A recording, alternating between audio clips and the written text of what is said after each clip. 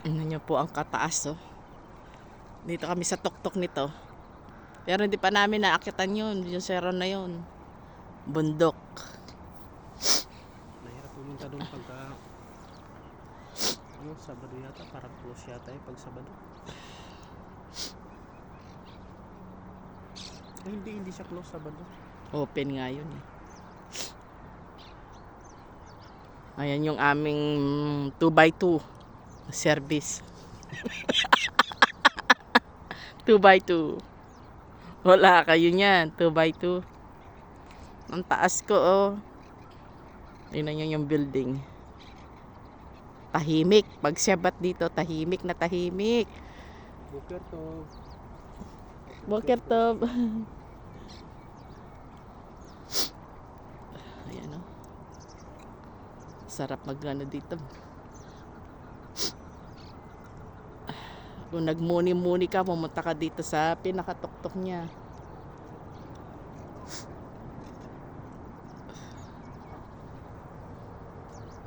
Kung may problema ka, iyak mo dito, isigaw. Huwag magmukmok.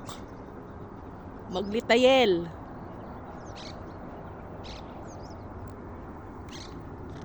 Ano po yung masasabi, sir? Nasaan po kayo ngayon?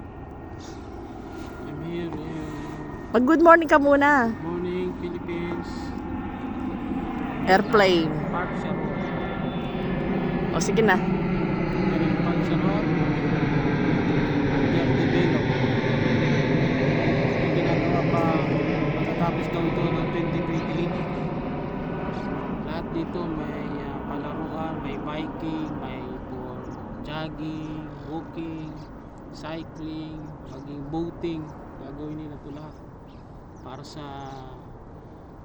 para sa mga Israeli citizen, kasama na yung mga foreigner. Ang Park Sharon ay ipinangalan sa dating Prime Minister na si Ariel Sharon, na nakipaglaban para mabuo ang bansang Israel. Siya ay isang general na lumaban sa Egypt. Siya ang pumasok sa Egypt upang talunin sa giyera ang Egypt ng 1967 war. Ito na ngayon ang Israel, dahil sa kanilang pagtutulungan bilang kanilang mamamayan, nabuo ang Israel.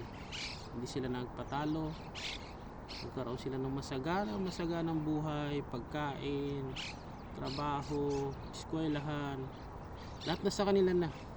Kahit maliit na bansa, pero napaka-blessed nila. Yun po ang masasabi ko.